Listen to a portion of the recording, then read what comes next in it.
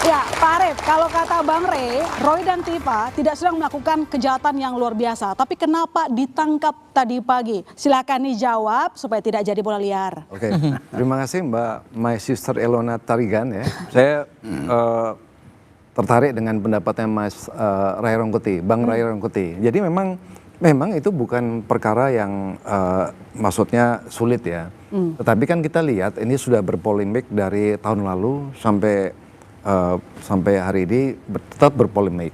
Bahkan judulnya apakah jadi terang atau gelap kan gitu. Nah, kami melihat karena kebetulan ada suhu saya, mentor saya Pak Susno Dwaji. Beliau Kabar Eskrim, kami Direktur Serse.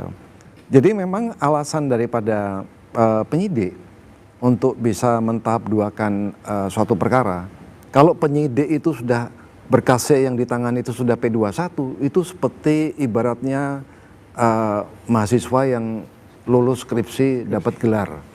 Nah, sama dengan penyidik, apalagi atensi daripada kasus ini luar biasa. Nah, yang kami lihat begini, hari ini itu merupakan rangkaian daripada suatu penyerahan tanggung jawab dari penyidik kepada jaksa penuntut umum, ya kan?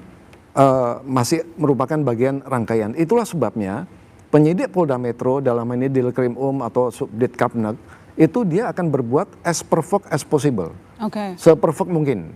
Jadi mereka tidak mau salah dan tadi mereka juga mengatakan sesuai dengan SOP. SOP-nya apa? Ya mereka punya KUHP baru, Undang-Undang Nomor 20 2025 tentang KUHP baru, yaitu pasalnya 61 ayat 4. Jadi mereka punya kewajiban untuk menyerahkan berkas yang sudah dinyatakan P21 kepada JPU. Nah, kemudian mereka juga punya peraturan Kapolri nomor 6 tahun 2019 tentang penyidikan tidak pidana. Pasal 29 ayat 1 ayat 2, di situ dikatakan pada waktu hendak mau menyerahkan tersangka yang Pak Susno tadi mengatakan berkas dan barang bukti, itu mereka harus memastikan kehadiran dan keberadaan tersangka. Itu yang pertama. Yang kedua, pada waktu mereka mau menyerahkan itu, setelah diserahkan, mereka memastikan si tersangka ini dalam kondisi sehat, jasmani maupun rohani. Itulah mereka menangkap, memastikan ditaruh di tempat tertentu dalam hal ini di Polda Metro, kemudian besoknya mau diperiksa kondisi kesehatan. Ya, yang jadi pertanyaan publik itu adalah kenapa baru sekarang? Karena kan banyak spekulasi toh penetapan tersangkanya sejak November 2025. Oh, oke. Kenapa sekarang? Ya, saya bisa itu jawab. Waktu yang sangat lama. Saya bisa jawab begini, karena ini kan memang ada peraturan kejaksaan juga, mungkin nanti bisa dijelaskan oleh perwakilan kejaksaan ya. Jadi memang setelah berkas itu dinyatakan lengkap atau P21, itu memang ada waktu. Nah, waktu inilah yang harus dimanfaatkan semaksimal mungkin oleh penyidik, tapi juga ada tenggangnya. Nah, masalahnya pada waktu kemarin diproses, itu kan RS dengan Dr. Tifa kan tidak ditahan. Karena kalau ditahan, kewenangan penyidik sangat terbatas, 20 hari dan 40 hari.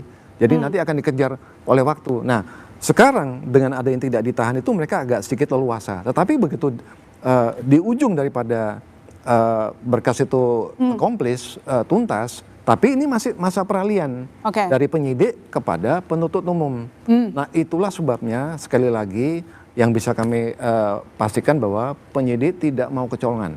Dalam arti kata harus memastikan kondisi keberadaan dan kehadiran tersangka yang mau diserahkan termasuk kesehatan.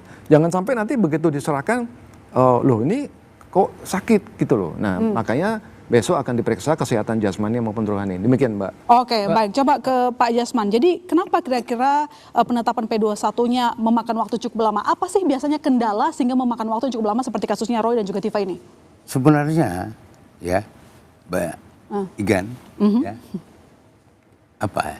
memang ada koordinasi antara jaksa peneliti, namanya jaksa peneliti, meneliti berkas dengan penyidik. Nah, ini ada koordinasinya. Apa yang kurang lagi dilengkapi oleh penyidik.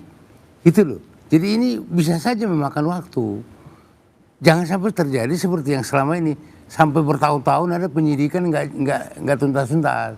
Nah, ini Kalau ini kasus Tifa dan juga Roy ini sudah kadaluarsa atau belum P21-nya? Belum, tidak ada Belum. kadaluarsa di sini, nggak ada. Oh. Nggak ada. Kadaluarsa itu nanti Anda kata misalnya penyidik ini justru tidak menindaklanjuti. Nah, tidak menindaklanjuti dengan penyerahan tersangka dari barang bukti. Nah, dalam hal ini kan kita, kalau saya melihat ya udah fair. Semua ini sesuai dengan kewenangan masing-masing. Oke. Kewenangan penyidik sudah. Nah, kalaupun dia misalnya apa disebutkan tadi dipersoalkan kenapa harus ditangkap segala macam, loh, ya memang begitu.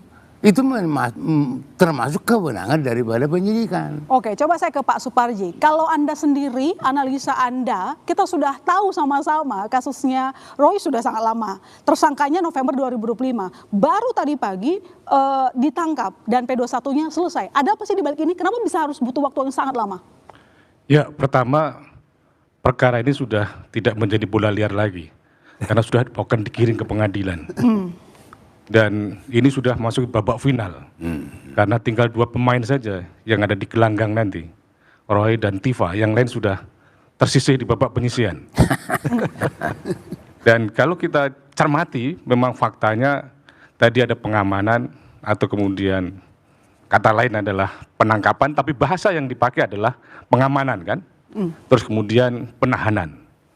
Nah, penahanan tadi kalau kita dengarkan keterangannya kan dalam rangka memastikan keberadaannya karena berkas perkara sudah P21. Untuk melihat fenomena ini, maka ada tritura, 3 tuntutan aturan, yaitu substansi, prosedur, dan kewenangan. Secara substansi bahwa memang ini penangkapan ini dimungkinkan, penahanan ini dimungkinkan. Secara kewenangan memang menjadi kewenangan penyidik.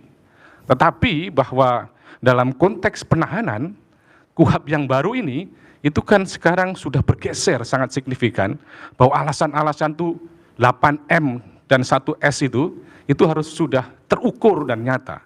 Bahwa alasan lagi tidak sekedar psikologis, kekhawatiran-kekhawatiran, atau kemudian asumsi, tetapi harus bersifat historis dan empiris, nyata dan pasti. Misalnya apa? Tadi Bang disebutkan kaitannya harus jelas bahwa dikhawatirkan, kalau dulu bahasanya, ini alasannya bahwa mangkir dari panggilan. Ini harus jelas, 2 alasan alat buktinya harus ada. Bahwa ada panggilan tidak hadir, dan kemudian ada bukti berita acara tidak hadir. Atau kemudian yang kedua alasannya karena mempersulit proses pemeriksaan. Bahwa misalnya dipanggil atau kemudian alat buktinya dihilangkan. Atau kemudian melakukan pengulangan tindak pidana harus ada buktinya bahwa misalnya ada laporan-laporan baru. Atau kemudian ada alasan untuk menyelamatkan yang bersangkutan. Karena mungkin dalam ancaman atau ketakutan. Nah, kalau pertanyaannya tadi, kenapa ini kok bisa lama perkaranya ini? Bahwa tadi karena faktor memang tidak mudah proses pembuktiannya.